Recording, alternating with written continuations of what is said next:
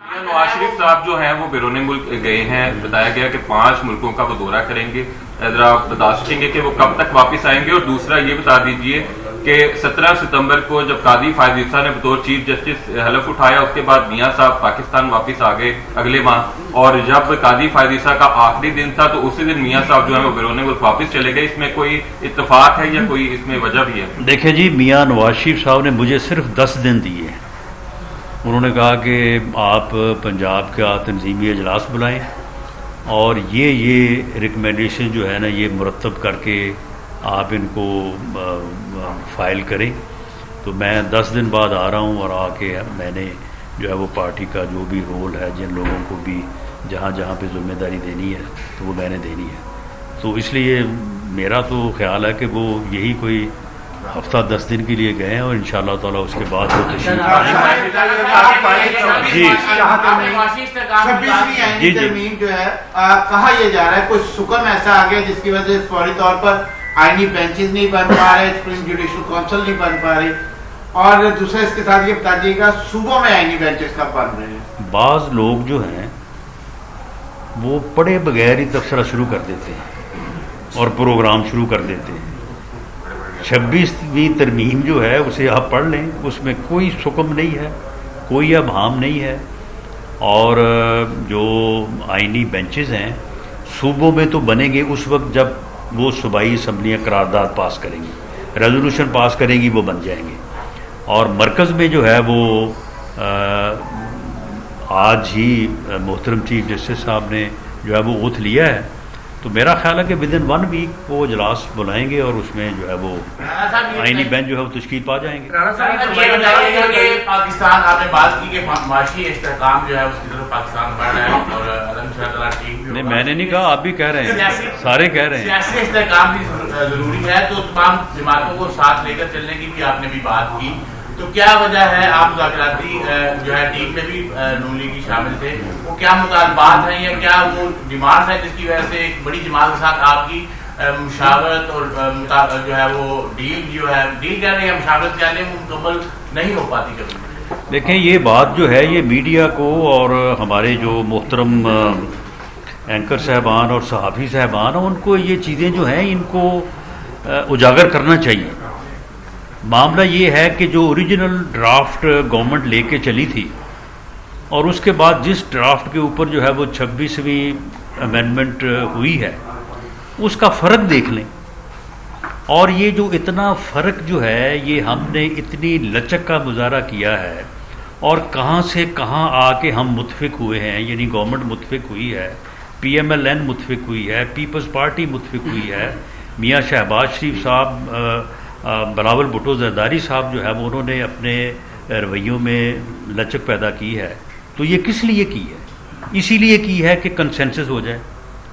آپ یقین کریں کہ ہم اس مسودے کے اوپر متفق ہوئے ہیں جو مسودہ محترم حضرت مولانا فضل الرحمان صاحب نے PTI کے ساتھ مل کے بنایا تھا اور باقاعدہ آن ریکارڈ ہے. وہ جو آڈیو اور ویڈیوز ہیں وہ چلانی چاہیے نا، جس میں راجہ سلمان اکرم صاحب اور گوہر خان صاحب اور علی ظفر صاحب یہ کہہ رہے ہیں کہ جی یہ مسودہ جو JUI نے مولانا فضل الرحمان صاحب نے بنایا ہے یہ کافی حد تک ٹھیک ہے، ہم اس کے ساتھ جو ہے وہ متفق ہیں.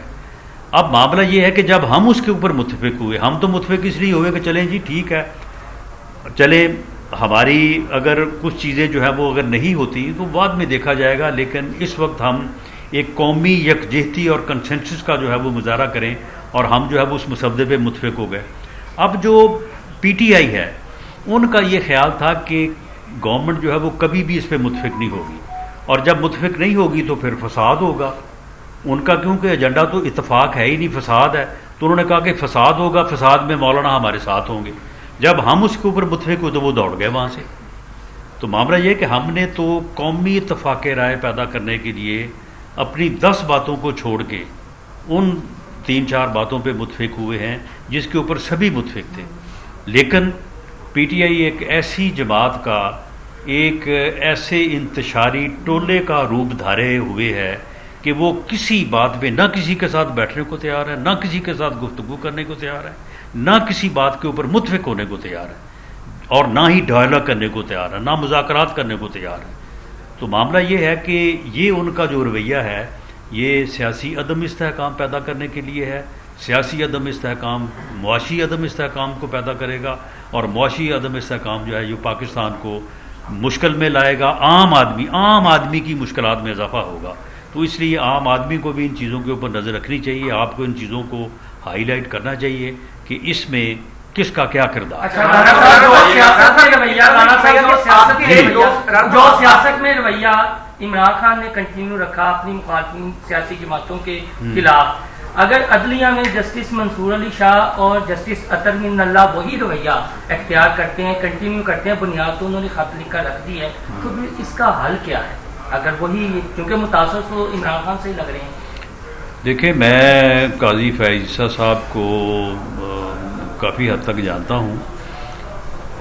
وہ بھی ماشاءاللہ کوئی ادھار رکھنے والے بندے نہیں ہیں اپنی طبیعت کے حساب سے، لیکن یہ ان کی مہربانی ہے کہ وہ کل جاتے جاتے جو ہے نا انہوں نے اس خط کا جواب نہیں دیا، ورنہ مجھے یہ اندیشہ تھا کہ جاتے جاتے وہ بھی جواب دے کے جائیں گے. تو اب یہ یحییٰ افریدی صاحب سے یہ امید کی جانی چاہیے، کیونکہ ان کے تعلقات دونوں طرف بہت اچھے ہیں. وہ سید منصور علی شاہ صاحب کے بھی پچھلے 50 سال سے دوست ہیں، اور قاضی فیاض عیسیٰ صاحب کے ساتھ بھی ان کا بہت گہرا تعلق ہے. تو امید کی جانی چاہیے کہ وہ اس صورتحال کو جو ہے وہ ختم کریں گے. باقی آگے جو گروپنگ ہوئی عدلیہ میں، جو عدلیہ میں کھینچا تانی ہوئی، جو عدلیہ میں ریشہ دوانیاں ہوئیں، ان کا راستہ 26ویں ترمیم کے ذریعے سے بند ہو گیا. رانا صاحب یہ فرمائیے گا کہ آپ کے ایک دوست جیل میں ہیں، اور آپ اکثر تبصرہ کرتے ہیں کہ انہیں مشین بھی مل رہی ہے، اچھی خوراک بھی مل رہی ہے، تو کب تک وہ ان کو باہر آتے دیکھ رہے ہیں آپ، اور پی ٹی آئی کا مستقبل کیا؟ نہیں دیکھیں، میں ایسا بندہ نہیں ہوں. میں جو ہے وہ اپنے مخالف کی بھی جو ہے وہ جو حقیقت یا صحیح بات ہو میں اس کو بھی تسلیم کرتا ہوں. بات یہ ہے کہ ٹھیک ہے میرا اندازہ یہ نہیں تھا، لیکن اس نے جیل ٹھیک کر لی.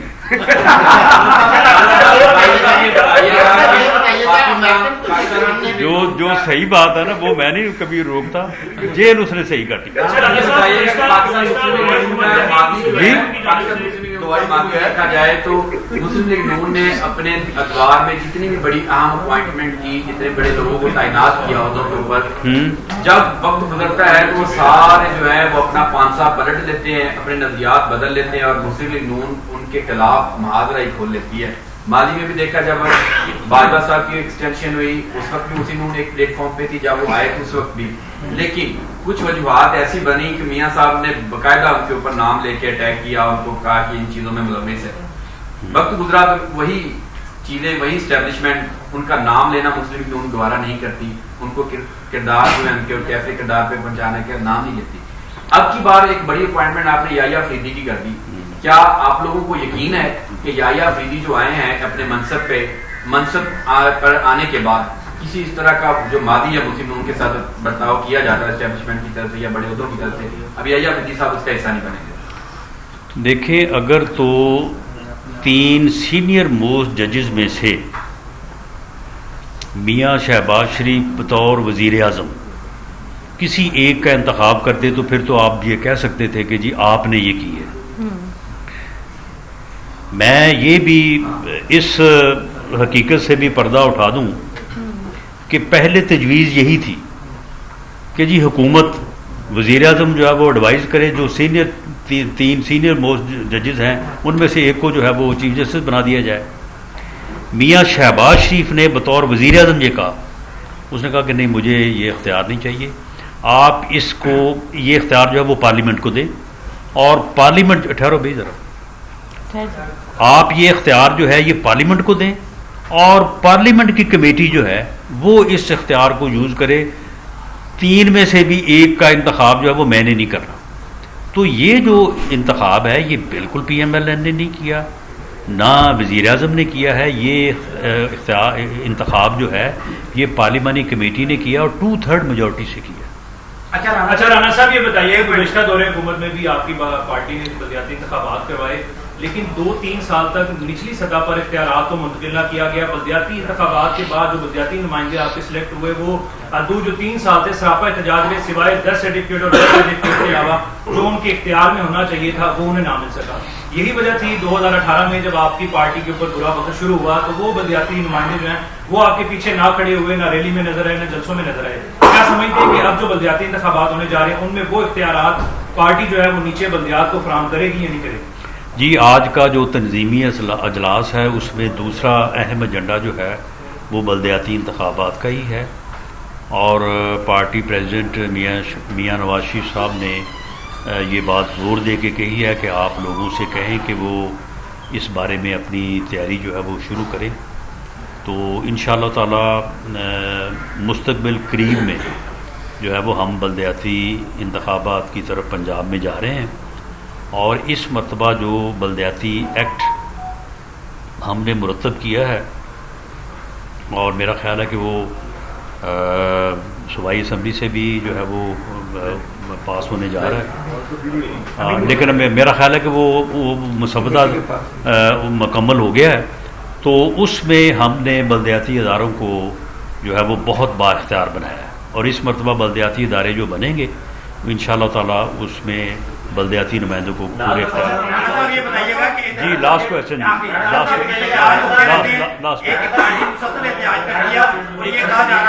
چلیں سیکنڈ لاسٹ. جی کے اوپر بھی وہ احتجاج کریں گے کہ کوئی ڈیل ہو گئی ہے یا غبار سے باہر نکل گئی ہے, کوئی احتجاج نظر نہیں آیا کچھ بھی نہیں. دیکھیں وہ احتجاج کی اپنے تئیں جو ہے وہ پوری کوشش کر رہے ہیں, اور یہ ڈیل ویل والی جو بات ہے, دیکھیں ڈیل تو دونوں پارٹیوں میں ہوتی ہے نا, ایک دوسری طرف ہم بیٹھے ہیں. تو میں اس کی بالکل یہ آپ نے بیلز وغیرہ کی بھی بات کی ہے اور یہ دوسری بات بھی کی ہے, ہمارے ساتھ کوئی نہ کوئی ہم نے ڈیل کرنی ہے اور نہ ہمارے ساتھ کوئی ڈیل کی بات ہوئی ہے. جی لاسٹ کوشچن. اچھا رانا صاحب یہ بتائیے, بلدیاتی الیکشن کے حوالے سے بات کا مسودہ تیار ہو گیا ہے, تو یہ وہی مسودہ ہوگا جو پہلے چیئرمین تھے, ضلعی چیئرمین تھے, یا مشرف دور والا ضلع ناظم اور تحصیل ناظم والا آپ لوگ مسودہ لے کے آ رہے ہیں, کوئی نئی چیزیں لے کے آ رہے ہیں؟ نہیں, اس میں کافی جو ہے وہ ایک میٹنگ میاں نواز شریف صاحب کی جو ہے وہ صدارت میں ہوئی ہے, تو اس میں ہم نے کافی چیزوں کو جو ہے وہ اس میں ریکمینڈ کیا ہے. تو اب جب اس کی فائنل شیپ سامنے آتی ہے تو پھر اس کے بعد دیکھیں گے. رانا صاحب, جسٹس منصور علی شاہ نے جو اپنی بیگم کو میسج کیا, کیا وہ واقعہ درست ہے؟ 12 ستمبر کو جو مخصوص نشستوں کے وجہ سے فیصلہ ان کے حق میں آیا, تو اس کے فوری بعد اس نے اپنی بیگم کو یہ میسج کیا کہ آپ کے لیڈر کا کام کر دیا ہے. اس کے حوالے سے خواجہ آخر نے بھی اس کی طرف بات کی ہے, پنجاب اسمبلی کے اسپیکر نے بھی بات کی, اور آپ کے حوالے سے بھی کہا جا رہا ہے. کیا یہ واقعی یہ میسج ہوا ہے؟ یار یہ مسز اور بہنوں اور بیٹیوں تک ان معاملات کو نہ ہی بھیجیں تو بہتر ہے.